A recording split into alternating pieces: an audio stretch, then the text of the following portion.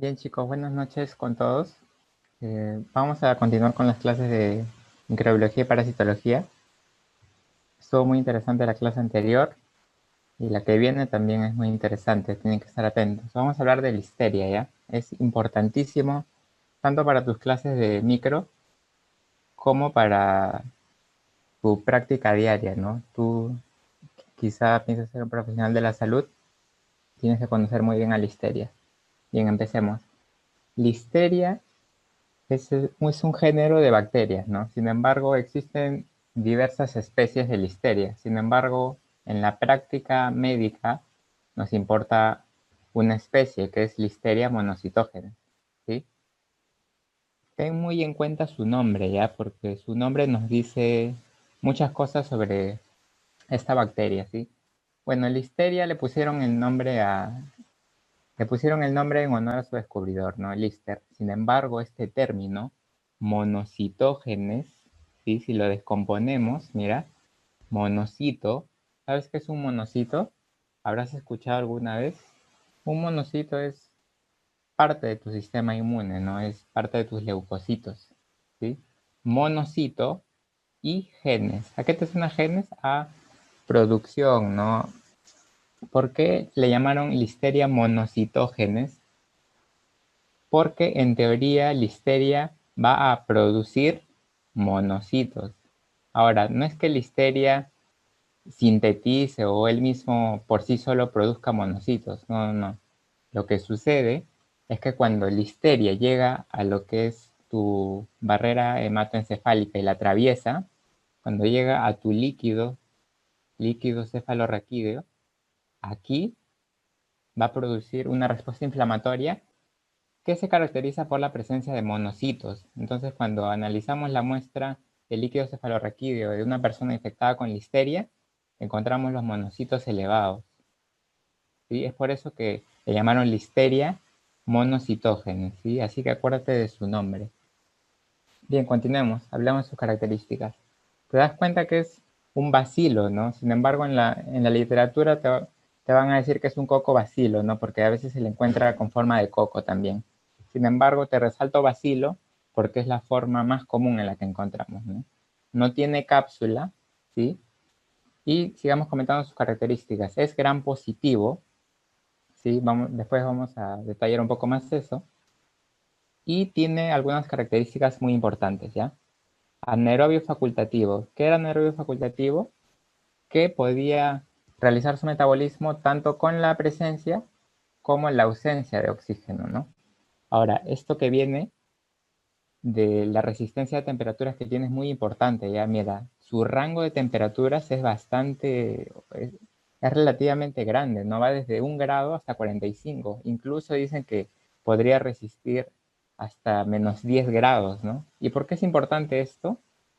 Porque si esta bacteria resiste temperaturas tanto bajas como altas, sobre todo las bajas, quiere decir que si tú, por ejemplo, tienes un alimento que contiene listeria y lo metes a la refri, no va a ser suficiente para, digamos, eliminar listeria, ¿no? Sino que tú metes tu comida a la refri y listeria feliz, fresh, va a quedar en la refrigeradora, ¿no? ¿Por qué? Porque resiste un rango considerable de temperatura, ¿sí?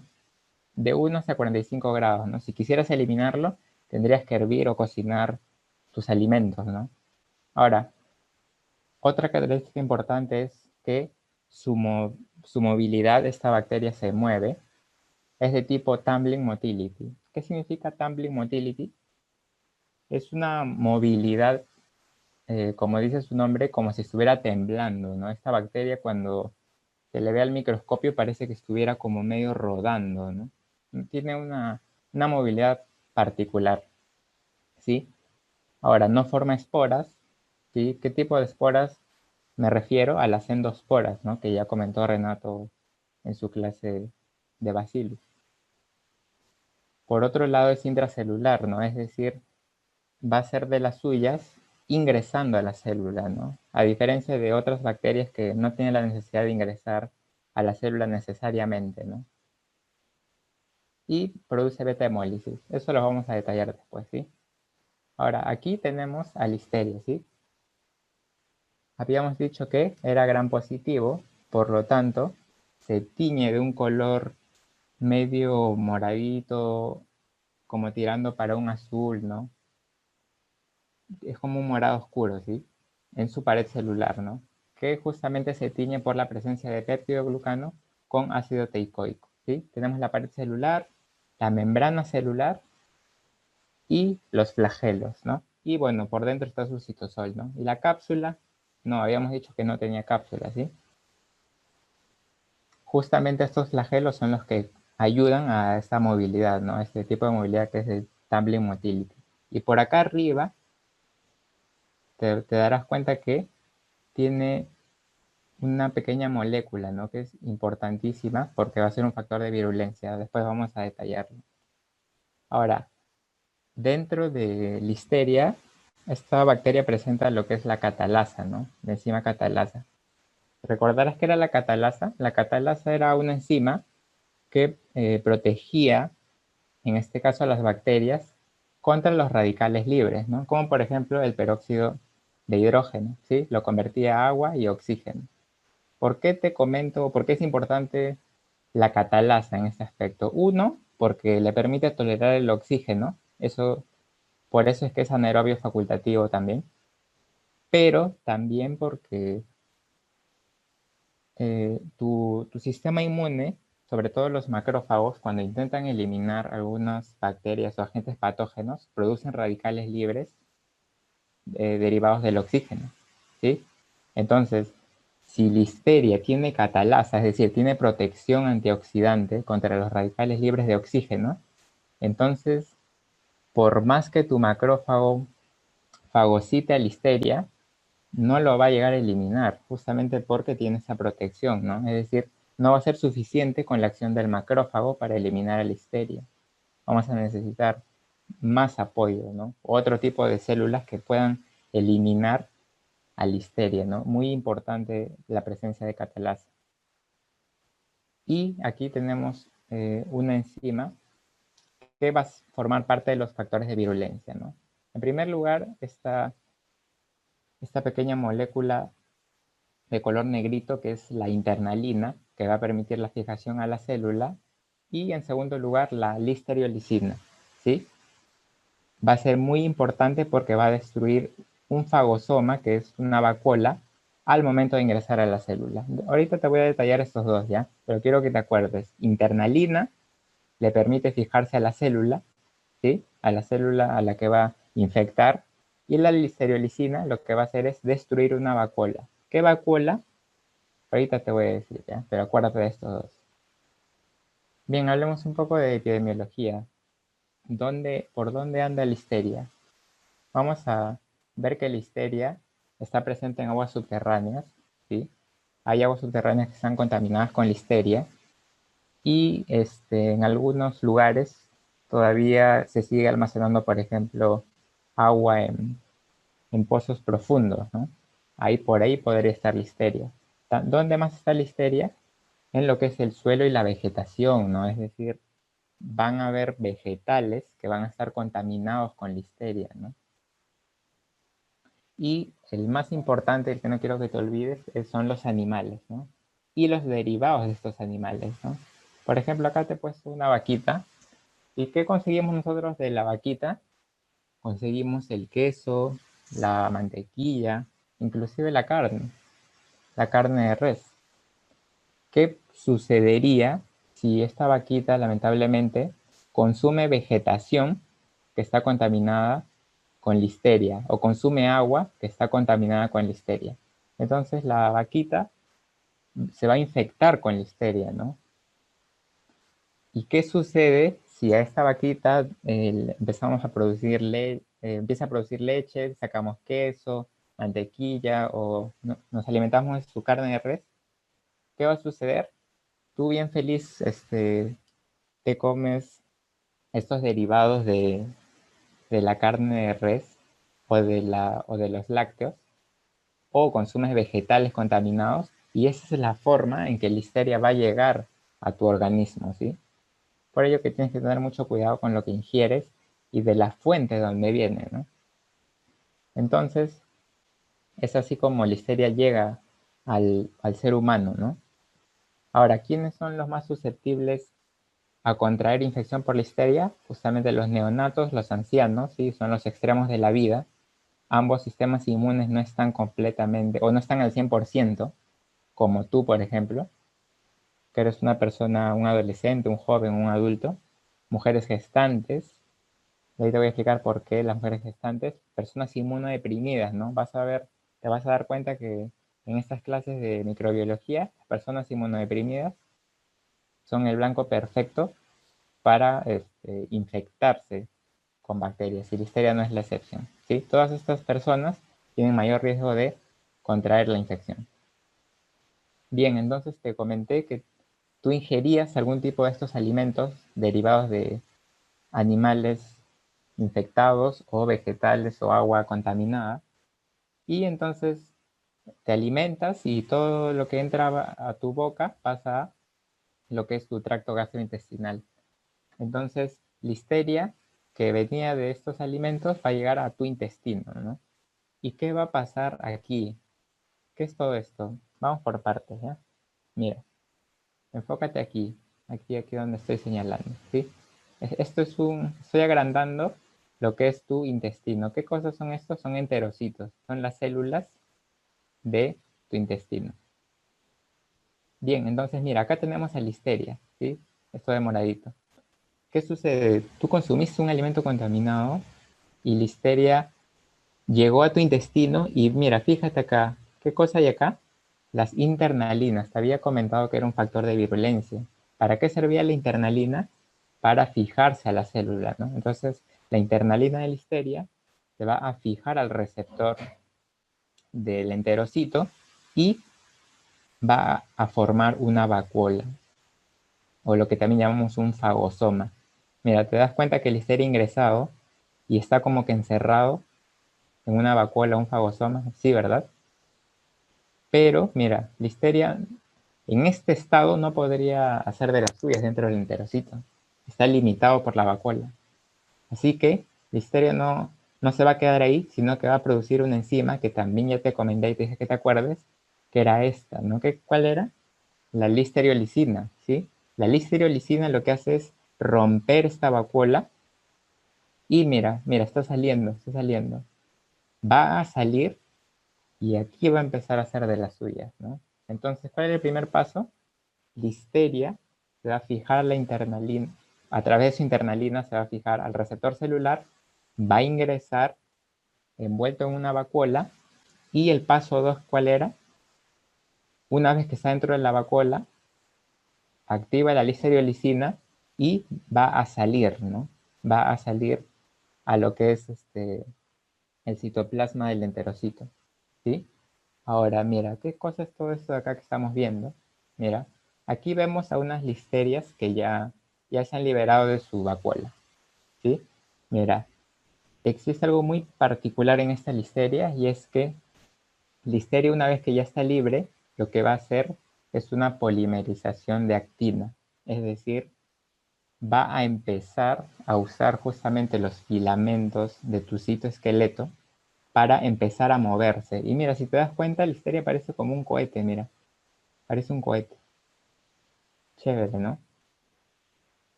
¿Qué cosa hace Listeria? Lo que va a hacer es, va a empezar a polimerizar actina, ¿sí? Y lo que va a hacer es, va a usar esa polimerización de actina, mira acá los filamentos de actina, y lo va a usar como un impulsor, ¿no? Va a empezar a formar actina, y esta formación de actina continua va a hacer que parezca que se mueva como un cohete, ¿no? ¿Sí? ¿Y por qué es importante este movimiento? Eh, Porque esto le permite no solamente quedarse aquí, sino que se va a ir donde el vecino, mira, se está yendo, está pasando a lo que es el enterocito vecino. Y aquí lo mismo, ¿no? Ingresa a través de una vacuola, la listeriolcina rompe la vacuola y otra vez en el otro enterocito empieza a hacer de las suyas otra vez. ¿Sí? Y así va a empezar a invadir todos tus enterocitos, ¿sí? Ahora, te había comentado que polimerizaba la actina, ¿no? ¿Gracias a quién? A esta ACA. ¿Qué es esta ACA? es una proteína inductora del ensamblaje de actina, ¿sí? Puede que te lo pregunten, ¿no? Parte de los factores de virulencia, ¿no? Por ahí si te quieren tranquear. Pero los más importantes son los que te comenté, la listeriosina y la internalina, ¿sí? Entonces, repasemos un poquito. Listeria ingresaba a tu intestino, llegaba al enterocito, se unía a la internalina, atravesaba el enterocito a través de una vacuola, rompía la vacuola gracias a la listeriosina, se liberaba y empezaba a hacer este movimiento, ¿no? Tipo cohete, gracias a la polimerización de actina. Y se empezaba a desplazar a todas las células vecinas. Hace una infección bastante considerable. ¿Y para qué hace todo esto? Para justamente ir más allá, ¿no? ¿Qué es lo que busca Listeria? Llegar a lo que es el torrente sanguíneo, ¿no? Una vez que ha invadido una cantidad considerable de enterocitos, Listeria va a empezar a venir por aquí, por aquí, por aquí y se va a ir a los vasos sanguíneos, ¿sí? Y una vez que llega a los vasos sanguíneos, ya puede ir a invadir otros órganos, ya puede ir a atravesar la barrera hematoencefálica y causarte una meningitis, por ejemplo, ¿sí? Importantísimo. Y como, es así como tú comiendo algo contaminado, llegas a enfermarte, llegas a tener una infección por listeria, ¿sí? Bien, continuamos. Entonces, una vez que listeria ha llegado al torrente sanguíneo, ya va a empezar a comprometer no solamente tu intestino, ¿no? Tu tracto gastrointestinal, sino que va a empezar a afectar otros órganos, ¿sí? Y vamos a ver cuáles son las principales enfermedades clínicas. Primero te causa una bacteriemia primaria. Con bacteriemia me refiero a que listeria va a estar dentro de tu torrente sanguíneo, ¿sí? ¿Y qué es lo que te va a causar? Lo que siempre te causan las infecciones, ¿no? Te va a dar fiebre, te va a dar escalofríos y se va a acompañar de una gastroenteritis, ¿no? Es decir, te va a dar una diarrea, ¿no? Acompañado de un dolor en la zona abdominal, ¿no? ¿Por qué? Justamente porque listeria afectaba a tus enterocitos, pues te acuerdas. Y en general, una persona podría combatir, digamos, o pasar este proceso a través de un tratamiento. Sin embargo, si eres una persona inmunodeprimida, como te comenté antes, vas a tener menos probabilidades de sobrevivir, ¿no? Ahora, no es lo único que causa, también causa meningitis, ¿sí? Y esto es muy importante, ¿ya? Muy importante. Justamente por esta meningitis es que le llamábamos listeria monocitógenes, pues, ¿te acuerdas? Monocitógenes empezaba a aumentar los niveles de monocitos en el líquido cefalorraquídeo. ¿Por qué? Porque listeria atraviesa la barrera hematoencefálica y pasa al líquido cefalorraquídeo y aumenta los niveles de monocitos, ¿no? Entonces, esta respuesta inflamatoria lo que va a causar es una cefalea intensa y si no se corrige a tiempo podría causarte secuelas neurológicas, ¿no? Bueno, la meningitis suelen aparecer en personas de la tercera edad, es decir, ancianos y personas inmunodeprimidas. Algo que es importante también es que la histeria no se conforma con atravesar la barrera hematoencefálica, sino que también va a atravesar la barrera placentaria. Es decir, si tú eres una mujer gestante y te infectas con listeria, no solamente te va a afectar a ti, ¿no? Como madre gestante, sino que podría también afectar a ese nuevo ser humano que estás gestando, ¿no? ¿Y qué podría causar? Podría causarte abortos espontáneos, podría causar que tu bebé nazca muerto, ¿sí?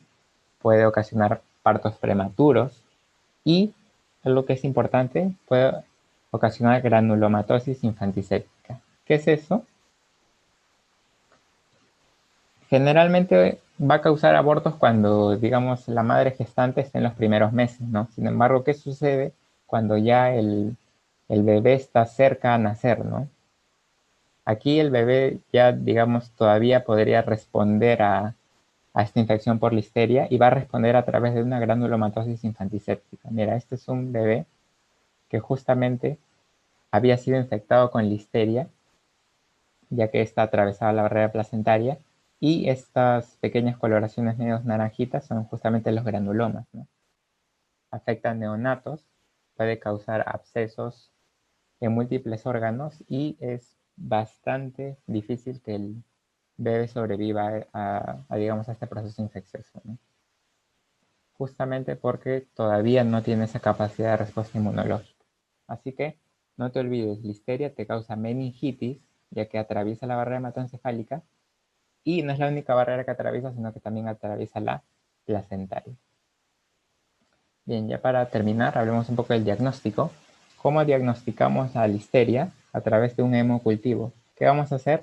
Vamos a extraer sangre de un paciente y vamos a ponerlo, digamos, en esta botellita que es justamente de hemocultivo. Y si llegase a tener una coloración medio oscura, vamos a sospechar de que la persona tiene una infección bacteriana, ¿no? Sin embargo, esto no es suficiente. Para asegurarnos que la persona está infectada con listeria, vamos a cultivar, ¿no? Vamos a sacar una muestra de líquido cefalorraquídeo, ya que, digamos, es la principal fuente o es la principal localización en donde podemos encontrar la listeria en el líquido cefalorraquídeo. Y vamos a ver que va a formar o va a generar una beta hemólisis, ¿no? Esto vamos a cultivarlo en agar sangre y aquí vemos cómo ha crecido, ¿no?, las colonias. También a partir de estas colonias podemos observar en un microscopio a listeria, ¿no?, que si te das cuenta tiene su forma característica, ¿no?, de un bacilo. Un bacilo. Bacilo. ¿Sí? Gran positivo. También podemos hacer pruebas bioquímicas. Habíamos dicho que era catalasa positivo. Vamos a ver que es indol y oxidasa negativo. Y es capaz de hidrolizar la esculina, ¿no? Aquí lo que buscamos es ver si nuestra bacteria presenta una enzima llamada esculinasa. Y aquí vemos las dos posibles resultados, ¿no? Si se mantiene de este color, vamos a decir que es esculina negativo. Pero si la bacteria presenta la esculinasa, lo que va a hacer es va a empezar a tomar un color negro nuestra prueba, ¿no? Y esto es característico también de listeria, ¿no? Así que, mira, si sumamos tus conocimientos de clínica, analizas a tu paciente, ves que tiene como que una diarrea, tiene meningitis, y sabes que probablemente viene de un lugar en donde no consumen alimentos correctamente pasteurizados o correctamente desinfectados, tú más o menos podrías ya empezar a sospechar de listeria, ¿no? Luego le haces un hemocultivo, haces las pruebas y aquí vas a confirmar la presencia de listeria, ¿no? Muy importante. Y bueno, te comento un poco del tratamiento.